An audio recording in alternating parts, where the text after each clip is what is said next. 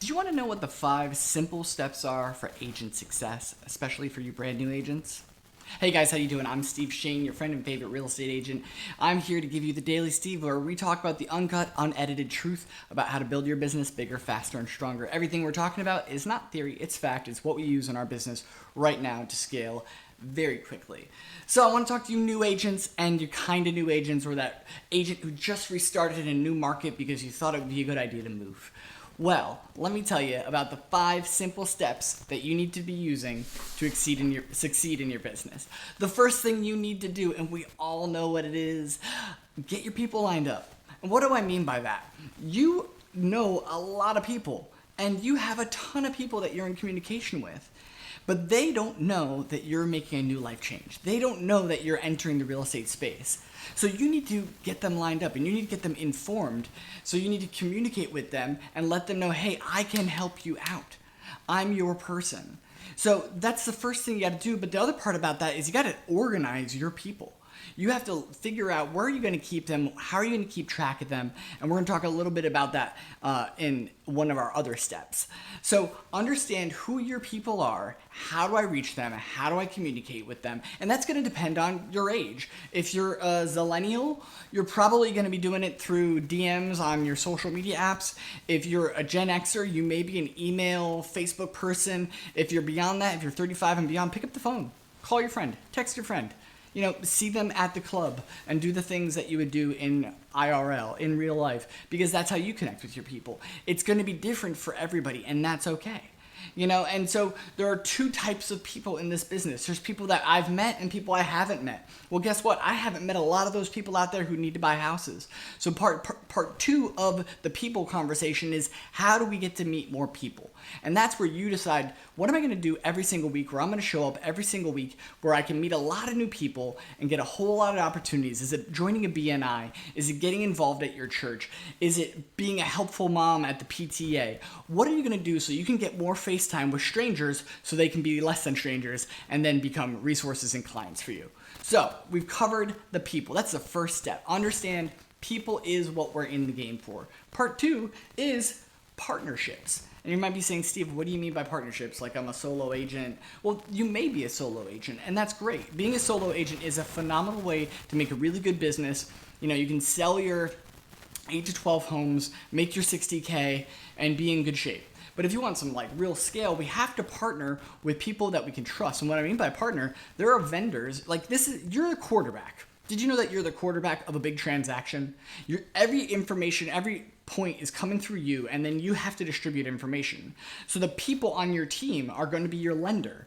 The people are going to be your title company. You're going to have your insurance guy or gal. You're going to have your handyman. You're going to have your cleaners. You're going to have your stagers. You need to get those people lined up now, because you're going to go meet those strangers and they're going to say to you, hey, I want to work with you. And you're like, yeah, great. I don't know what I'm doing. And you're going to have, if you don't have your team set up, you're not going to be able to support the people that you're meeting at a high level. So it's very, very, very important that you support them at a high level and you have a team of resources around you. You should also, when we're talking about partnerships, be looking at your broker or your team leader if you've joined a team. Or maybe just like a mentor at your office that you can go to when you have questions in regards to contracts, and when you have questions in regards to hey, this is a weird situation I got in with a buyer or seller, and I need to talk through it because this is new to me. I've never done it before. If you don't have that person that you can go to with your problems, that's probably the first partner you need to find.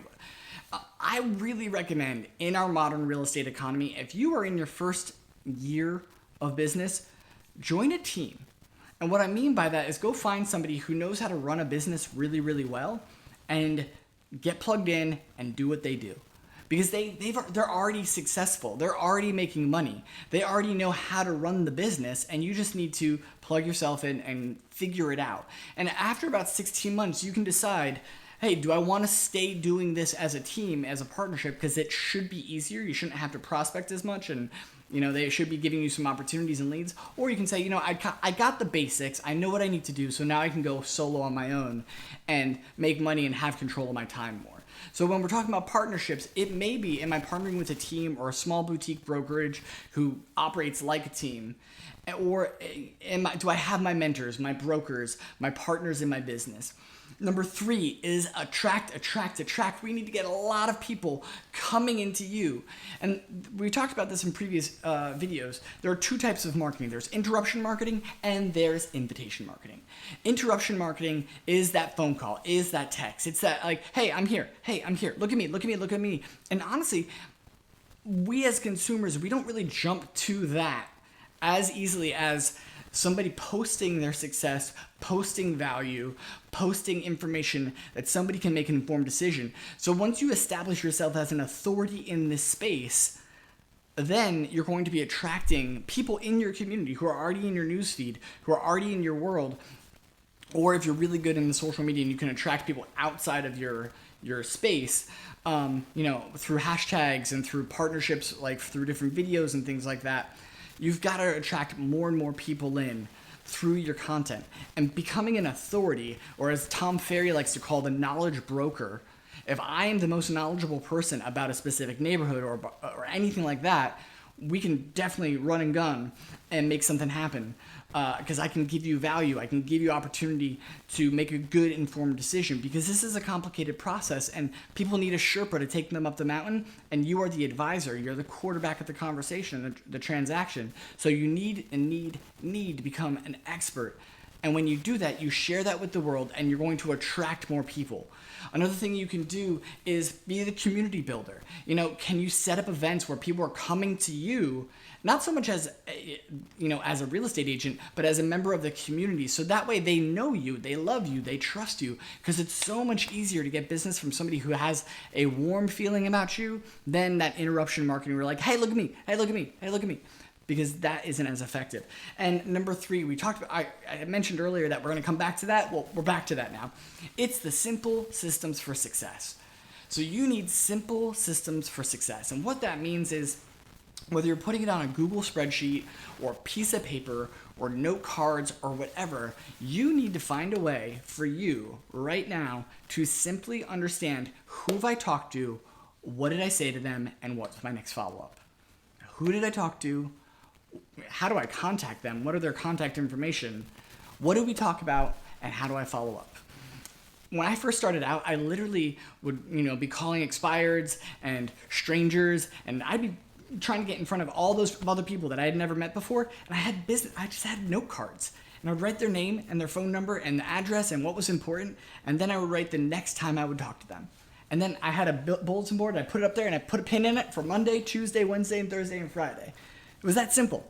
I made it so simple that I could not become overwhelmed with a complicated CRM or a HubSpot or a Salesforce or blah, blah, blah. Keep it so simple that you actually do it. Because something that we've talked about in the real estate community is, what's the best CRM? The best CRM. The only CRM that matters is the one that you use. So when you're starting out, keep it analog. Keep it really simple to figure out, how do you operate? How do you function in your world? And what is the most effective way for you to continue to communicate? And once you get some pace in that, once you're getting used to how to do that and you know your style, then you can find a CRM that makes sense for you. So your simple systems for success. Also keep in mind, John Maxwell, phenomenal leadership trainer, talks about, what does he talk about? He talks about a lot of stuff, leadership. John Maxwell talks about that anytime that you have to do something more than once, it needs a system. Well, you're gonna make phone calls more than once.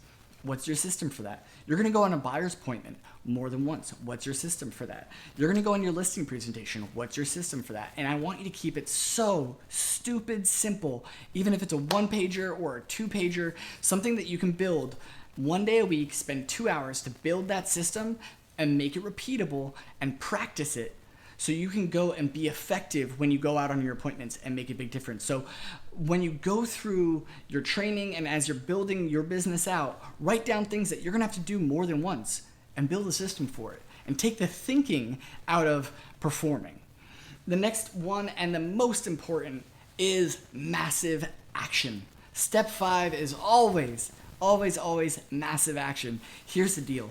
The world is noisy.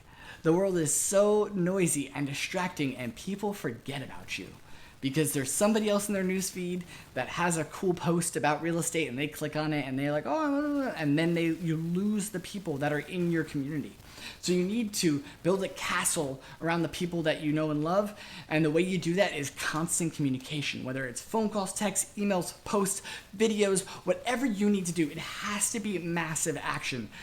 You know what? Steph Curry is a professional basketball player for the Golden State Warriors. He is hands down the best three-point shooter who has probably ever played the game. His father was Del Curry, who was also a professional basketball player. So he grew up on the basketball court, hanging out with dad. So he's been shooting since he could breathe, since he could walk. He's taken more shots than anybody in his entire life. Because he's done that massive action, he's the best at his profession right now. Because he's done all this work on the front end, all this stuff to take massive action, he's the best right now. If you look at influencers like Grant Cardone, he lives by the mantra of 10x. And the reason why is because if you go give 50%, you're going to get 10% in return. If you give 75%, you're going to get 25% in return. But if I give 110%, I'm going to get 80% in return of value on my efforts to my return. So you need to go dig deep and go find how to do those simple processes we talked about and do them at scale, as much as possible, as frequently as possible, as powerfully as possible, in front of as many people as possible for you to explode your business.